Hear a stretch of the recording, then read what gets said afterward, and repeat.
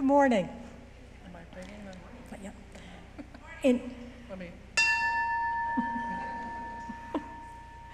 In ancient Greece, the word for cook, butcher, and priest was mageros, and the word shares its etymological root with the word magic. My name is Barbara. I'm a member of Mystic Grove CUUPs, First Unitarian Church of Orlando's Pagan Study Group, and Covenant of Unitarian Universalist Pagans. If this is your first time at a summer solstice celebration, in person or online, with us, an extra special welcome to you. With me in today's service is our music director, Aubrey Connelly-Candelario, our wonderful AV team, and other Mystic Grovers and friends. We thank all you who work behind the scenes to create our Sunday services.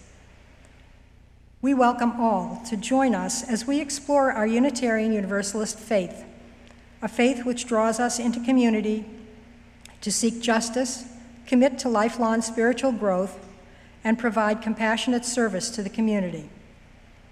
Whoever you are, whoever you love, you are welcome here. You're welcome here, regardless of your color, national origin, gender, sexual orientation, age, physical or mental abilities, economic status, or religious background. We welcome you. For more information about our congregation and announcements, go to orlandouu.org or email info@orlandouu.org. All other announcements are on the slides before and after the service, have links in the weekly update, or on our website. The order of service can be accessed via the QR code that's up on the screen. Please note that a link to the weekly update is at the bottom of the order of service. Please click on it to view what's going on at 1U. Thanks again for being here in person and online. Our Unitarian Universalist living tradition draws from 6 sources. Today, as we celebrate the summer solstice, we draw from our 6th source, the spiritual teachings of earth-centered traditions which celebrate the sacred circle of life and instruct us to live in harmony with the rhythms of nature. Keep in mind that this is not a pagan ritual. This is a UU service, which includes pagan and earth-centered readings and music. Little tastes of what you might find at some pagan rituals. Our opening hymn is "From You I Receive." As willing and able, please rise in body or spirit to join in the singing, and we'll repeat the lyrics 3 times.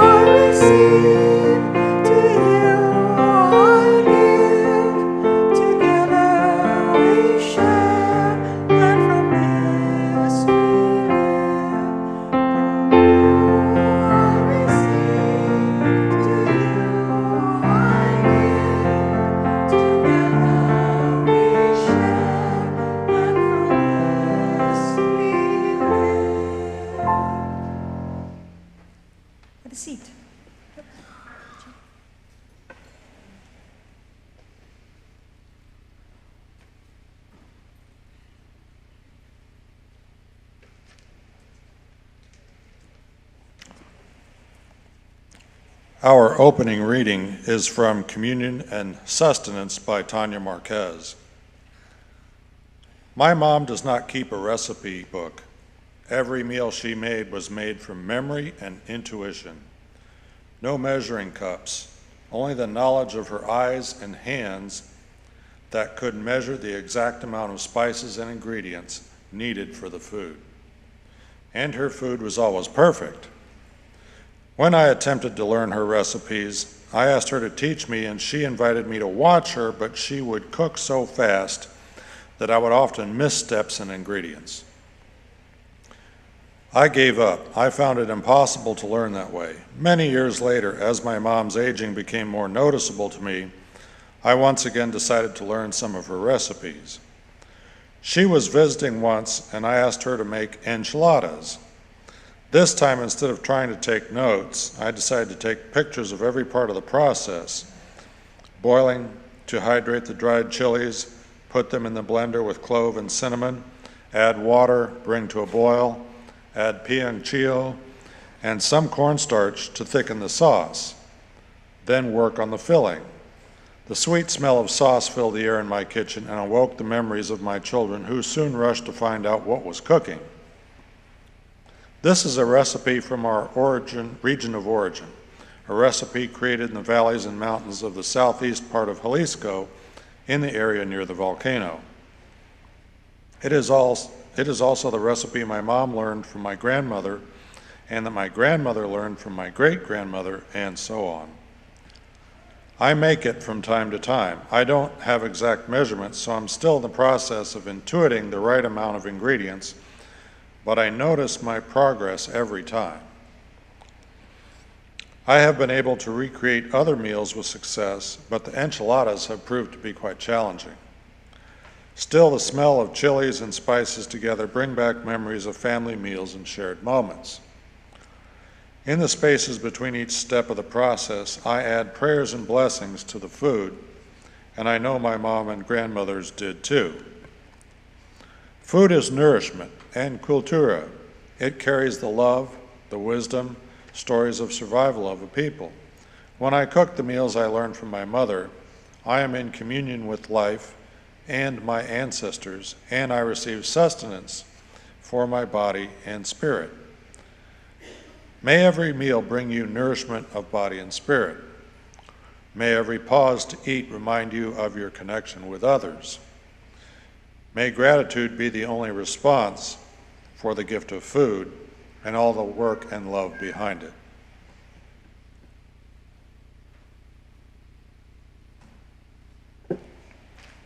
Today, we are using a chalice lighting from the words of Maggie Beaumont.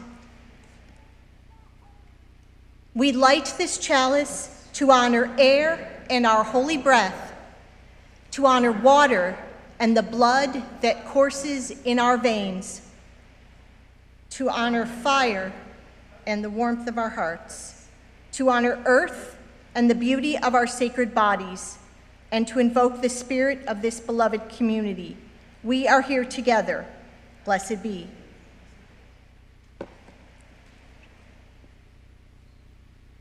A pagan practice that Mystic Grove often uses in ritual is to call the elements or directions.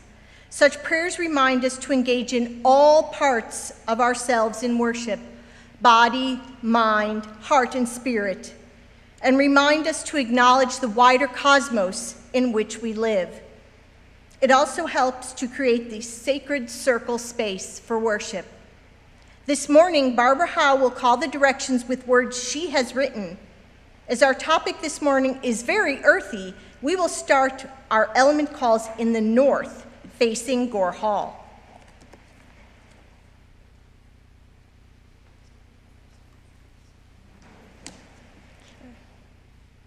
In true pagan fashion, we begin by welcoming the elements and the Lord and Lady to our service. Please rise as you're willing and able, and begin facing north, and we'll turn clockwise.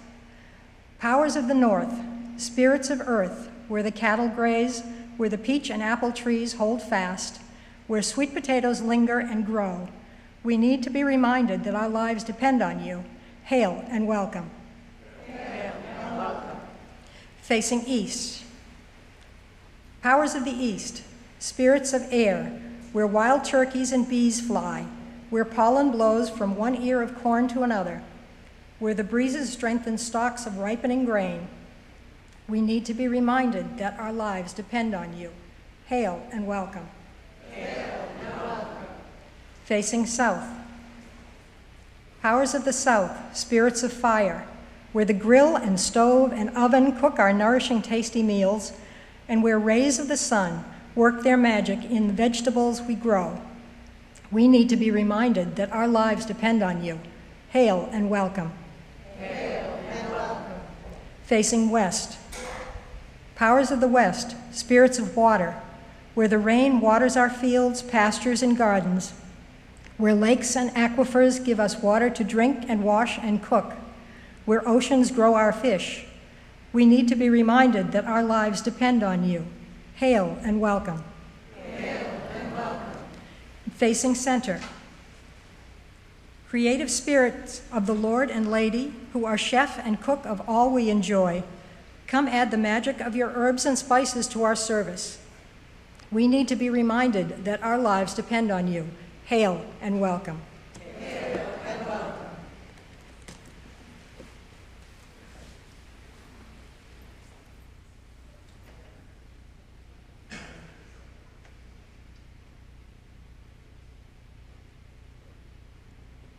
Children and youth and anyone young at heart, please join me up front on the carpet. Today we're going to be talking about growing food, cooking and sharing food, and how all those activities can be holy and sacred.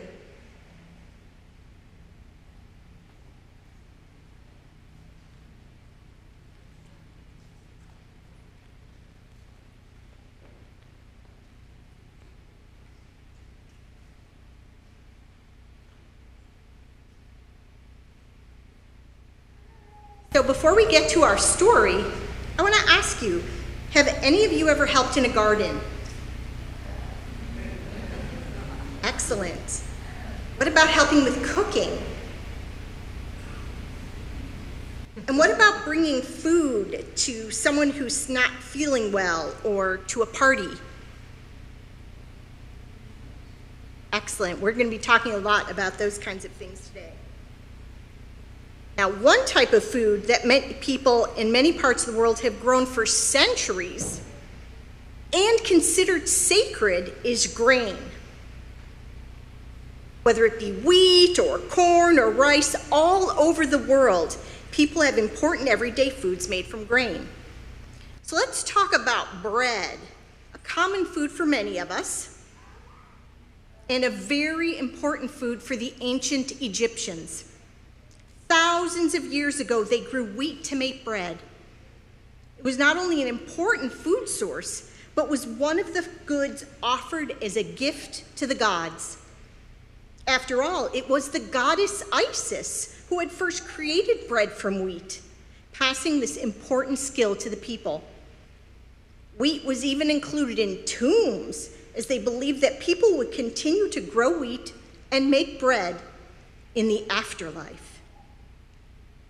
Think about what it took to make bread long ago, and consider all the amazing beings who even now are needed to contribute to that one simple part of a meal.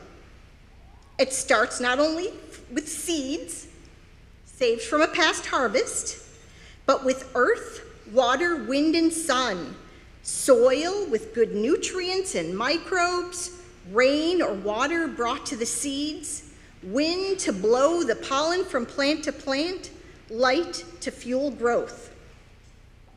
And this is actually what wheat looks like when it starts. The journey from bread to wheat includes so many people to watch over the growing plants to make sure that no animals or insects eat them, to remove weeds that may choke them out, to harvest the stalks, to separate out the wheat berries, to grind the flour.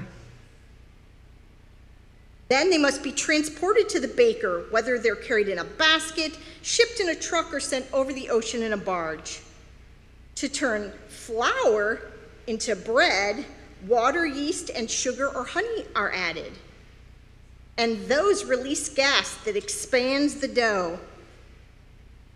That dough goes into an oven fueled by wood or gas or electricity, all of which require effort to get.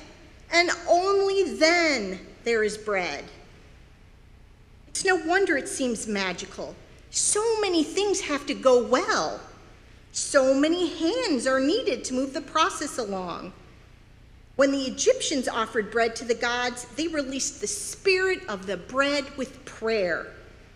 Let's listen to a part of one of those blessings in English. that you may consume, that you may eat, that you may sustain your body.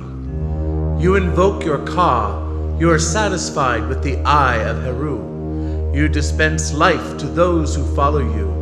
You are generous with the love of food of the divine living forces. I offer to Sekhmet, Eye of Ra, sweet one of Heru and Setek, take this food, that your Ka may be satisfied with this Eye of Heru. Take these offerings, that they may satisfy your heart each day. Just as the ancient Egyptians believed humans are body and spirit, they also believed that the bread was both body and spirit. The gods ate the spirit part and offered the loaf back to the people. We will have this bread ready with other food offerings for us to share after the service. And grown-ups, if your family would like to follow the process of growing wheat, please see me for seeds after the service. If any of you would like, you can have a stalk of wheat.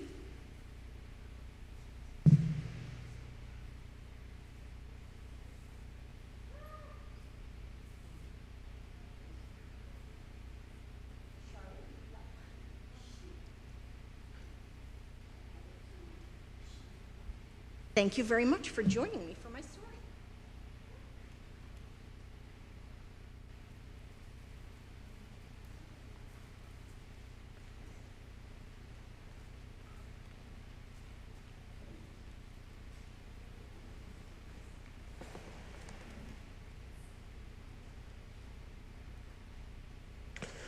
Our responsive reading today is from Food by the Spirit by Mary Wellmeyer. In one church it was meals, prepared and frozen to be shared with those in need. Food was handed out at the door or taken to where it was needed. In another church it was casseroles, brought to families whose strength was consumed by illness and disaster. Small gestures these, little hairs on the roots of community, reaching into the soil, drawing the nutrients of earth. When we sing together, share a meal together, make soup together. The hairs on the roots reached out then too, nourishing us in ways beyond the ways we may think we know. The Dark soil is full of nutrients we feed without knowing.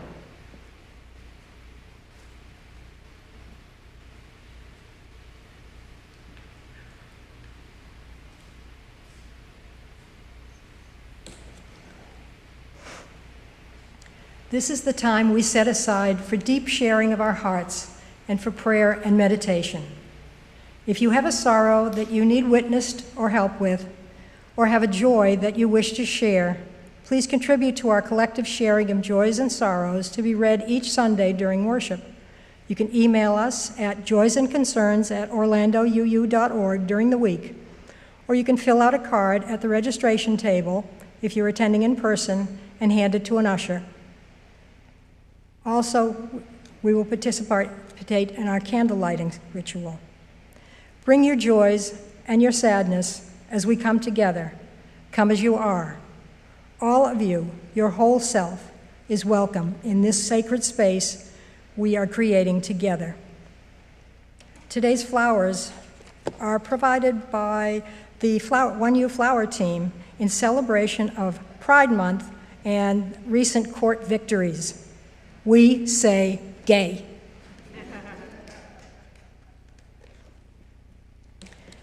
And Paul, Kat, and Julia would like to share that Paul's father, Glenn Burdett, passed away at 4 p.m. Monday, June 19th. The family would welcome healing thoughts and prayers at this challenging time. And a reminder that Ben McKay's memorial service will be this coming Saturday, July 1st, in the sanctuary at 3 p.m. And we've asked that any able-bodied people can park on the surrounding streets to allow visitors to park in our parking lot. Also, there are lots and lots of mangoes over in Gore Hall. Please help yourself. We hold the fears and sorrows of all affected by brutality from war and other situations that are beyond their control. Let us send loving kindness to all those in crisis, pain, and suffering. For all the joys and sorrows shared, and for those held close to our hearts, let's pray, let's celebrate, and let's send each other healing energy. The seasons turn, following each upon the other as life circles round, bringing joys and sorrows, comings and goings, challenges and successes. Hold these friends and the loved ones in your life as we take a moment to focus our energies on them.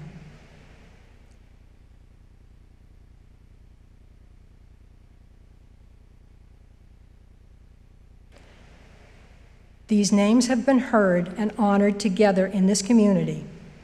Alongside these, we know are certain joys and sorrows that remain private and unspoken. Those too have a rightful place here. May fellow feeling encourage each of us toward ever more compassionate living. This kindled chalice reminds us that here we are kindred souls. We're never alone in the human condition. There is a love that cares for all. May it be so.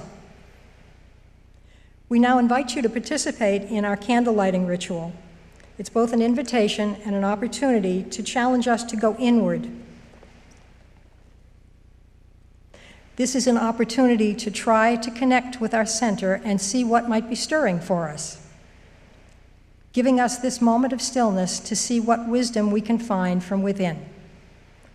I hope you accept this invitation and participate in our ritual either by remaining in your seat reflecting, or going to our candle altar to light a candle, or swaying, or by simply helping to create a spiritual container for others.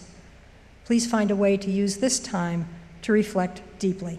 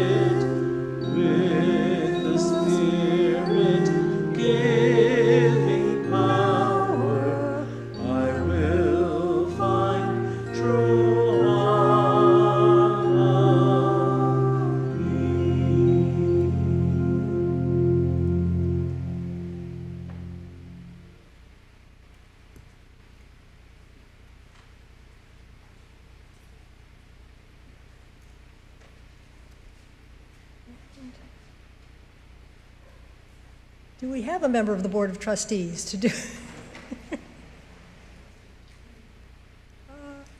Okay, I guess not.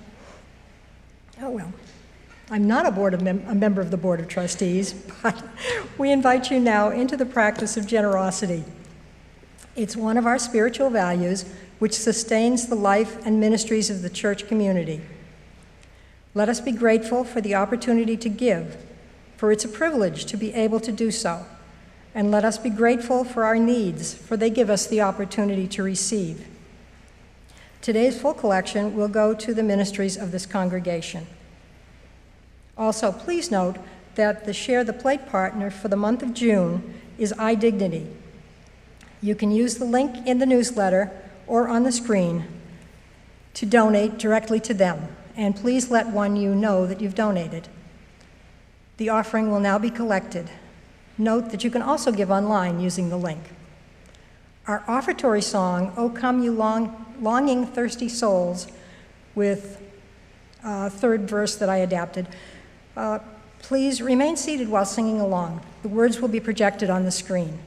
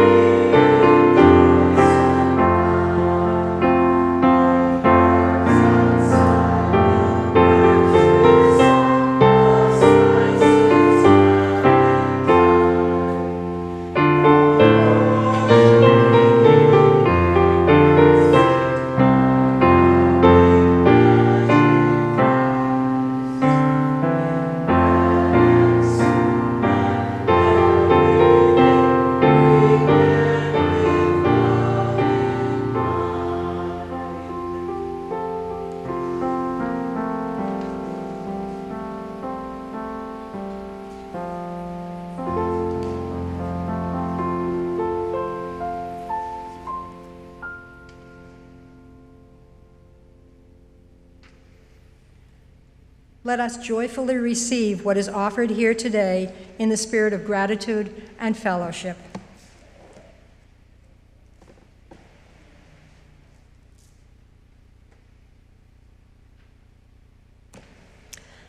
A number of our Mystic Grove members could be considered kitchen witches, those who make magic while gardening and cooking. We hope the reflections we offer today will encourage you to consider your own experiences of spirituality and food and inspire you to mindfulness in your preparing and sharing meals with your friends, family, and community.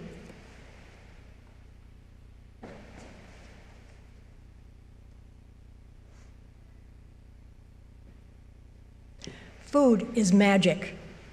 Food is nourishment. Food is ceremony. Food is a gift from the gods. From ancient times, food's been connected to religion. The animals and fields were blessed. Sacrifices were made to beg for rainfall, sunshine, fertility, and a successful harvest. Even our hunter-gatherers' ancestors, when a hunt was successful, would gather the tribe for a communal meal and thank whatever ancestors or deities they worshipped. They acknowledged the circle of life, that for life to continue, something must die, whether plant or animal. In some later cultures, a husband and wife would make love in the field to ensure the fertility of the soil and bounty of their crops. Celts would herd their cattle and sheep between two Beltane fires to sanctify them before driving them to summer pastures. The Hebrews of the Old Testament would offer their first fruits to Yahweh to secure his blessings and protection. The Christian communion service is asking God's blessing and confirming a connection with Christ through bread and wine. Even now, we see the connection between food and religion in grace said before meals in many religious traditions. Here are a few examples. The one I grew up with as a Catholic: bless us, O Lord, and these thy gifts which we are about to receive from thy bounty through Christ our Lord. Amen. Again, food as a gift from the gods. One of my favorites in Scots: some ha meat and canna eat, and some ha nane that want it. But we ha meat and we can eat, and so the Lord be thanked. In Islam, it's, O God, bless the food you have provided us and save us from the punishment of the hellfire. For Hindus, it's becoming the life fire in the bodies of living beings, mingling with the upward and downward breaths. I digest the 4 kinds of food. An Irish blessing is, bless us with good food, the gift of gab, and hearty laughter. May the love and joy we share be with us ever after. In Japan, they say a simple, I humbly receive. And finally, a fun one that has subtle but deep message.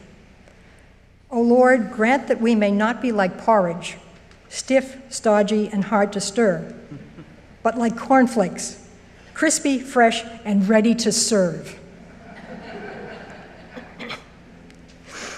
Notice especially that almost all these blessings are asked for us, folks sharing a meal together. Food cements the bonds of community. We use food when we celebrate together. What's a birthday party or a wedding without a cake?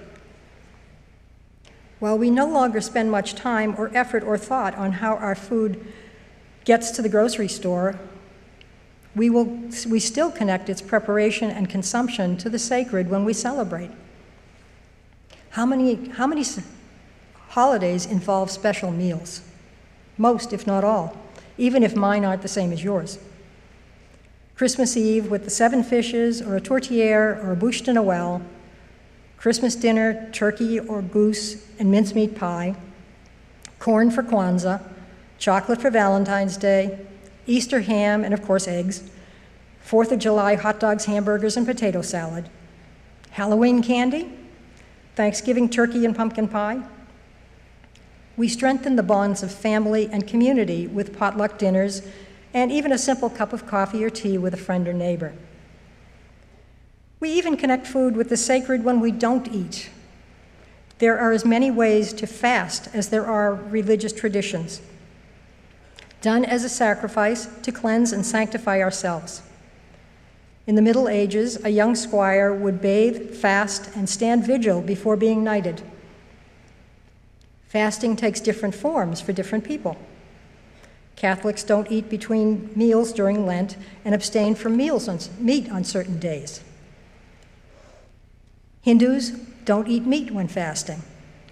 Muslims don't eat or drink from sunrise to sunset during the month of Ramadan. Some Native Americans fast during a vision quest, a time alone in the wilderness to commune with spirit. So when you cook, be mindful of the magic the alchemy of turning raw ingredients into a satisfying meal. Your recipe is your magic spell. The work of your hands and your intention imbue the food with love. Be mindful of the vitamins and minerals, proteins, fats, and carbohydrates food provides, that they be nourishing and healthy.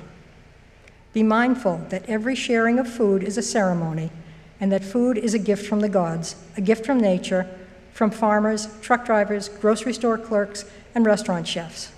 Be thankful.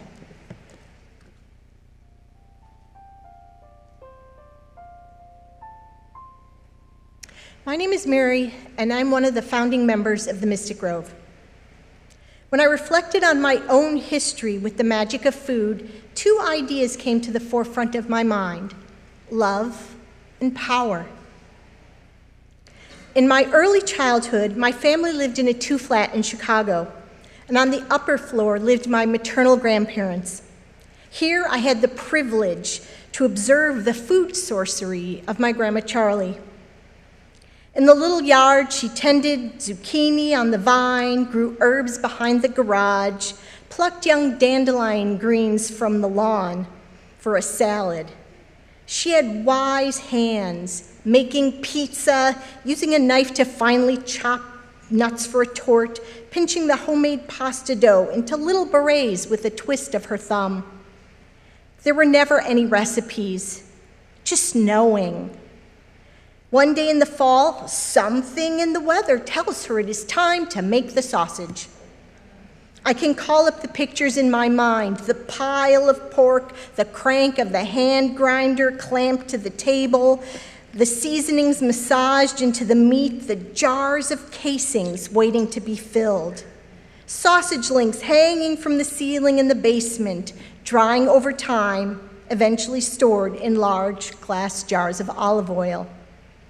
This was in the 60s and early 70s, at a time when frozen foods were an ever more popular marvel, but the magic to me was Grandma Charlie making fabulous foods by hand, the twinkle in her eye, the love with which she laid out the spread for Sunday dinner.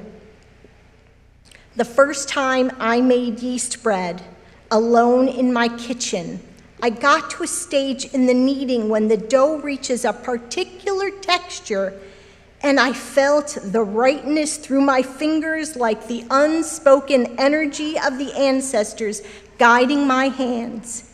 And I was flooded with a joy in knowing and a connection to all those whose hands know.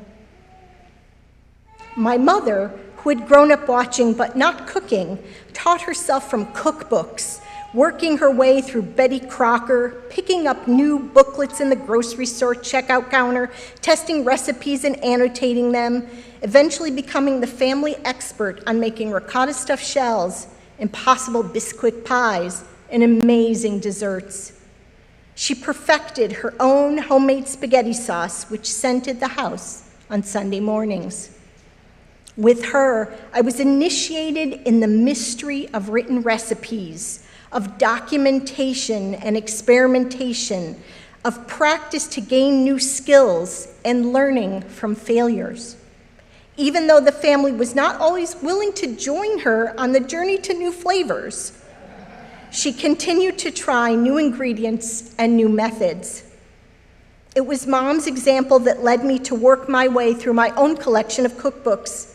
Recipes led to conjuring pots of gumbo, constructing gingerbread boxes filled with homemade cookies, brewing ginger beer under the kitchen table, and eventually led to crossing the fine line between recipes and spells.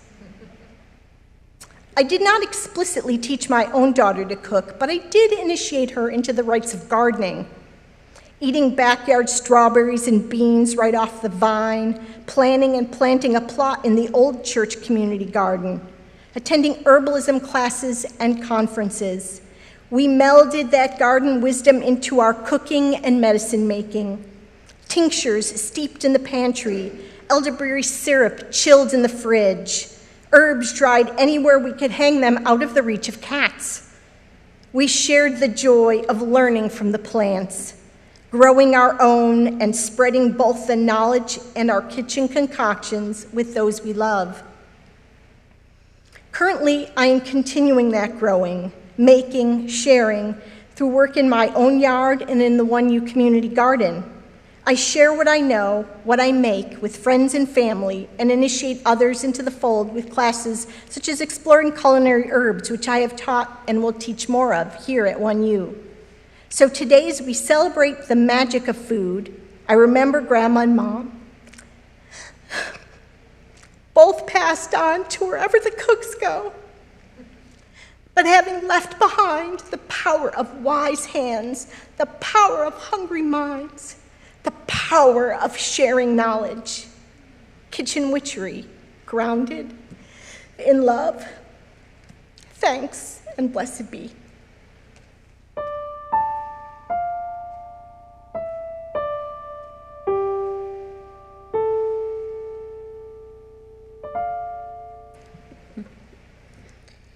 This sermon is a 3-course meal.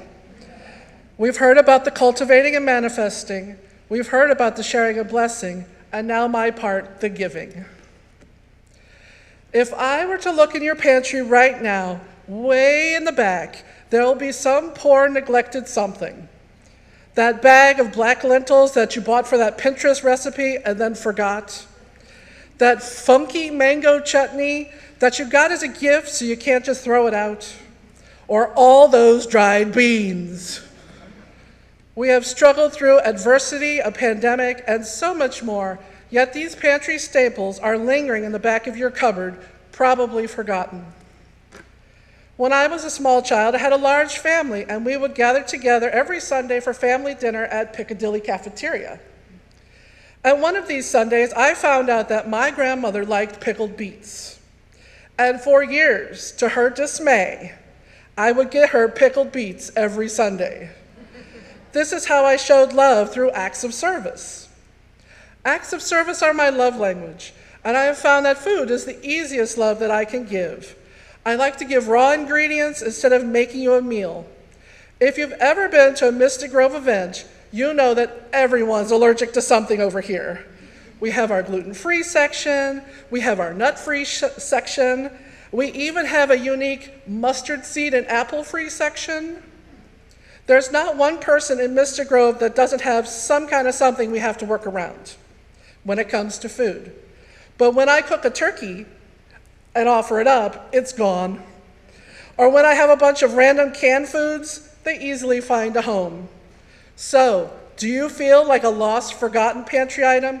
Or do you feel like I just delivered hot-cooked turkey to your door? There are so many people out there struggling right now to get a hot meal, to get any meal. And yes, the UUs love their social justice. If you need someone to pick in a line, if you need someone to write 1,000 letters to a senator, or if you need someone to back you with manpower or money, just ask your local UU church. But how many of you have made cookies for our after-church service, or signed up for the Caring Circle? Yeah, I haven't either. I've learned a lot from my time with Mystic Grove. They are a very food-oriented group. We'll clean our classroom, but you know we're going to Willow Tree, the German restaurant, right after that. Oh, we have to have an annual meeting. Will it be catered? I've been involved in many pagan groups, and Mystic Grove is known for their social hour. If you were to look at our emails before any rituals, even this one, it's mostly about what to bring to the potluck. These acts of service as a love language have gotten me in trouble too. It's not all peaches and roses. When I go camping with my best friend, I always make sure we are loaded with food. I stress about it, even if it's just for a weekend. But when I go camping by myself, I forget that I need food too. One time, I went camping for a weekend and I had to live off a loaf of bread and half a dozen eggs. It was funny, actually. I had just totally forgotten to serve myself with the same love. The pandemic really changed a lot of how we look at food, and especially supplies of food.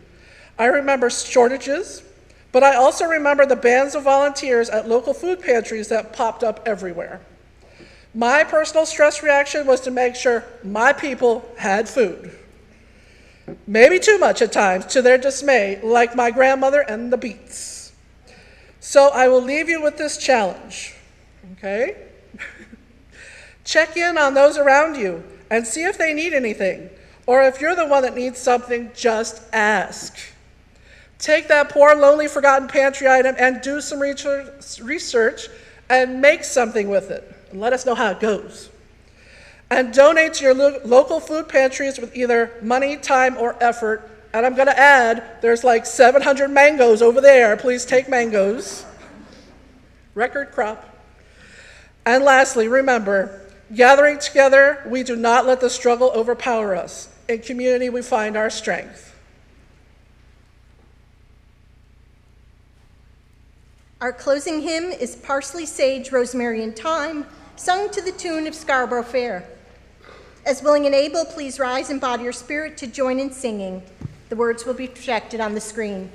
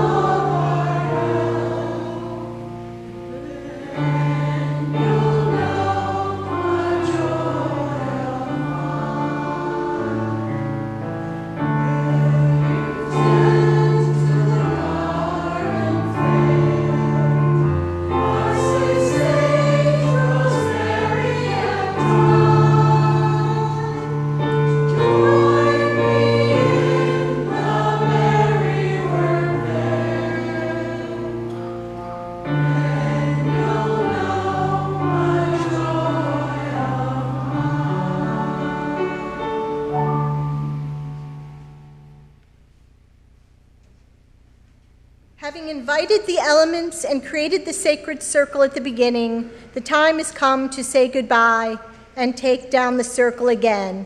Please respond with hail and farewell. As willing and able, please rise and body your spirit, and we will begin facing the center from where you stand and turn counterclockwise as each element is called.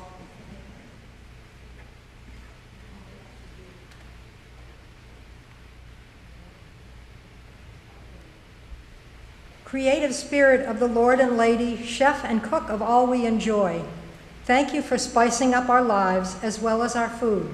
Hail and farewell. Hail and farewell. Facing west.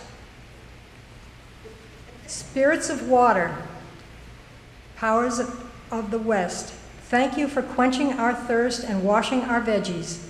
Hail and farewell. Hail and farewell. Facing south, powers of the south, spirits of fire, thank you for warming our leftovers and warming our hearts. Hail and farewell. Hail and farewell. Facing east, powers of the east, spirits of air, thank you for a cooling breeze to share with friends and family. Hail and farewell. Hail and farewell. And facing north, powers of the north, spirits of earth, thank you for grounding us in the love of community and the magic of food. Hail and farewell. Hail and farewell. And please be seated. Our call to action this week is to eat with intention, to be mindful of the nourishment in our food, and to be thankful to Mother Nature and to all the people whose labors brought it to our plates.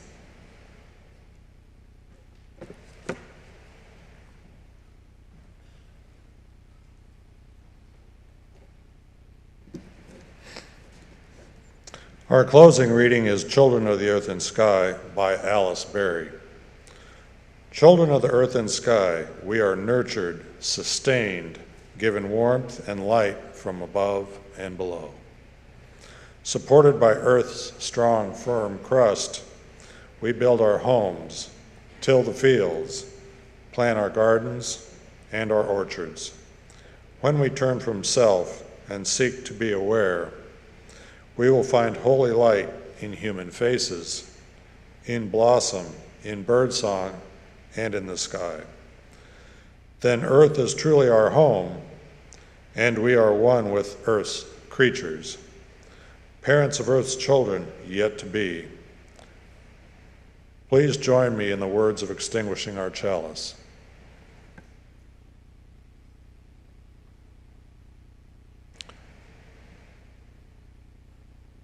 We extinguish this flame, but not the light of truth, the warmth of community, or the fire of commitment. These we carry in our hearts until we are together again.